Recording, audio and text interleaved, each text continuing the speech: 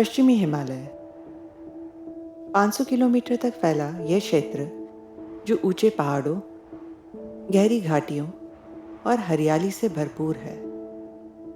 उत्तराखंड का यह इलाका सुंदर घने वनों से ढका है, जिसमें बाघ और हाथी के साथ साथ सैकड़ों तरह के जानवर रहते हैं। इनमें 600 से ज़्यादा किस्म के पक्षी भी शामिल हैं। यहाँ कई जाने माने नेशनल पार्क और सैंचुरी स्थित है, जिनका आनंद लेने देश भर से बड़ी तादाद में पर्यटक यहाँ आते हैं। चाहे निचले क्षेत्र में कॉर्बेट या राजाजी नेशनल पार्क हो, यहाँ ऊंचे पहाड़ों में बसी फूलों की घाटी, इन पार्कों में साल भर सैलानियों का मजमा लगा रहता है। ऐसे प्राकृतिक स्थलों की यात्रा के दौरान हर मोड़ पर हमारा मार्गदर्शन कराते हैं हमारे नेचर गाइड। ये पर्यटकों को वहाँ के पेड़ पौधे, जीव जंतु और संस्कृति के बारे में जागरूक कराकर उनके अनुभव को और भी दिलचस्प बनाते हैं। आइए मिलते हैं उत्तराखंड के सबसे अनुभवी नेचर गाइडों में से एक से। ये है राजेश भट्ट। जिम कॉर्बेट साहब ने अपनी पुस्तक में लिखा है कि tiger is the large hearted gentleman with boundless courages. वाकई वो विशाल हृदय का सज्जन प्राणी है जो इस जंगल में रहता है।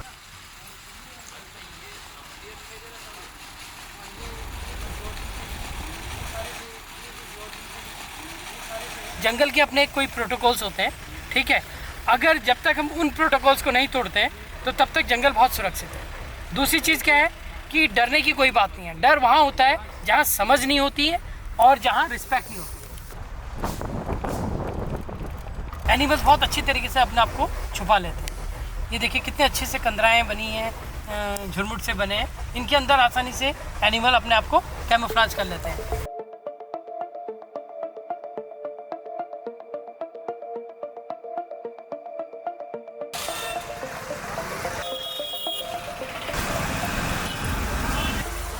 मेरा बचपन रामनगर में गुजरा है और यहीं मैं पला और बड़ा।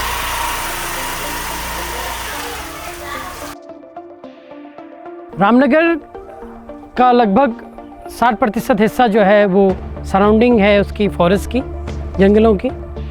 तो बचपन से ही जंगलों की गोद में हम खेल खेल के बड़े हुए हैं और जंगल से हमेशा हम प्रभावित रहे।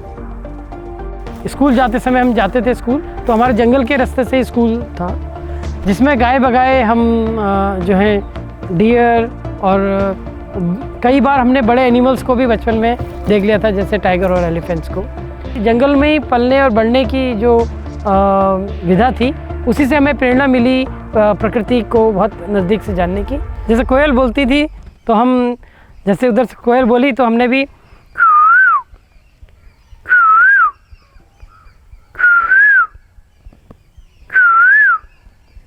और ये आवाज़ें फिर वो फ्रिक्वेंट जब ये सुन के फिर वो भी चेंज करती थी और तेज़ी से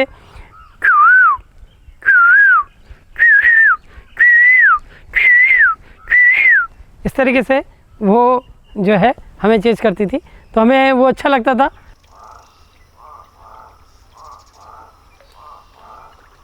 नेचर गाइड आखिर कैसे बना जा सकता है? नेचर गाइड बनने के कई तरीके हैं। आजकल कई कॉलेज इको टूरिज्म पर विशेष कोर्स करते हैं, जिन्हें पास करके इस व्यवसाय की शुरुआत हो सकती है। इनके अलावा वन विभाग और वाइल्ड लाइफ इंस्टीट्यूट जैसे संस्थान समय समय पर नेचर गाइड ट्रेनिंग भी आयोजित करते रहते हैं।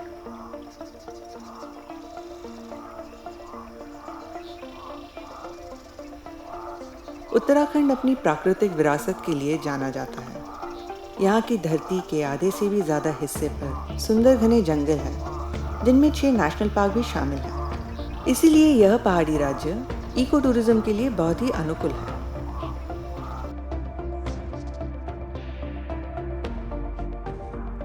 जाहिर है कि इस क्षेत्र में लगातार बढ़ते इको टूरिज्म में नेचर गाइड एक बेहद ज़रूरी भूमिका निभाते हैं।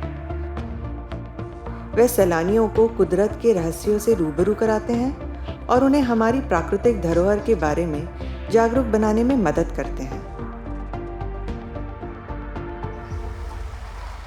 इको टूरिज्म में गाइड्स का बहुत मेजर रोल है। गाइड जो है एक ब्रिज है कस्टमर और उसकी आवश्यकता के बीच। गाइड जो है हर दिन जंगल में 2 बार तो कम से कम जाता है, तो उसको जंगल को पढ़ने की आदत होती है। और जंगल जब हम एक पढ़ लेते हैं तो हम बहुत अच्छी तरीके से उसको इंटरप्रेट कर सकते हैं। जो सबसे महत्वपूर्ण रोल है गाइड का वो नेचर इंटरप्रिटेशन है, और साथ ही साथ जो है सेफ्टी मेजर्स जो हैं पर्यटकों के लिए भी और एनिमल्स के लिए भी, इन दोनों की सेफ्टी को एज अ गाइड हम लोग इंश्योर करते हैं।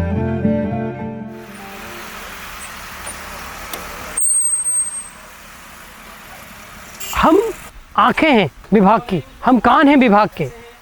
हम एक बहुत अच्छे रोल प्ले करते हैं पेट्रोलिंग में, क्योंकि हम जहाँ जहाँ जाते हैं हम नेचर की एडवोकेसी करते हैं, हम कंजर्वेशन की एडवोकेसी करते हैं, एनिमल्स के अच्छे बिहेवियर की एडवोकेसी करते हैं, और साथ ही साथ किसी भी प्रकार के कुछ तनाव अगर बीच में होते हैं तो उनको कम करने में, लोगों की समझ को बेहतर करने में हमारा बहुत महत्वपूर्ण रोल होता है। इस इलाके में नेचर गाइड का काम रोजगार कमाने का एक बड़ा जरिया है। इस दिशा में राजेश भट्ट बहुत सक्रिय है, क्योंकि वे यहाँ के नौजवानों को नेचर गाइडिंग के हुनर सिखाते हैं। नेचर गाइड जो है आज के समय में जो है ना एक महत्वपूर्ण दृष्टि से देखा जा रहा है। ये सेल्फ एम्प्लॉयमेंट कॉन्सेप्ट है। इसमें जो है नेचर गाइड्स को ट्रेन किया जाता है विभाग द्वारा और उसको रजिस्टर्ड किया जाता है अपने विभाग में। तो ये ग्रीन बिजनेस का एक बहुत बड़ा अच्छा रोल मॉडल है, क्योंकि इसमें आदमी नेचर्स के साथ रह रहा है, पर्यटक के साथ उन रोमांचों को महसूस कर रहा है, एंजॉय कर रहा है, और अपनी लाइवलीहुड भी जो है सस्टेन कर रहा है। क्वालिफिकेशन बहुत सामान्य सी है, क्योंकि इसको जो लोकल स्तर पर देखा जाता है इस कार्यक्रम को, जो इसके सराउंडिंग में जो विलेजेस हैं उनके रेजिडेंट यहाँ होने चाहिए, 10+2 उनका क्वालिफिकेशन होना चाहिए, और साथ ही साथ उनका इंटरेस्ट नेचर पे होना चाहिए, क्योंकि ये जॉब नहीं है सही मायने में। Nature is really not a job, it's all about a feeling. ये फीलिंग्स हैं, और इसमें जो जितना डूब जाता है वो उतना एंजॉय कर पाता है। राजेश भट्ट और उनके साथियों का प्रकृति को सुरक्षित रखने में सबसे बड़ा योगदान यह है कि वे बच्चों में प्रकृति के बारे में जागरूकता पैदा करने में लगातार जुटे हुए हैं। हरिपुर हरसान गांव के प्राइमरी स्कूल के बच्चों के लिए आज एक बहुत ही यादगार दिन है, क्योंकि आज राजेश भट्ट उन्हें दूरबीन की सहायता से पक्षियों को नज़दीकी से दिखाएंगे और उनकी अनोखी दुनिया के बारे में बताएंगे। उम्मीद है कि आज का यह तजुर्बा नई पीढ़ी को कुदरत के करीब लाएगा और आने वाले सालों में वह इसके बचाव के लिए काम करेगी। नेचर गाइडिंग आजकल के नौजवानों के लिए तरक्की का एक अच्छा जरिया है। शहरों की तरफ पलायन करने के बजाय उन्हें अपने ही गांव में रहकर सुंदर प्रकृति को करीब से जानने का मौका मिलता है, और साथ ही में अच्छा रोजगार भी हासिल होता है।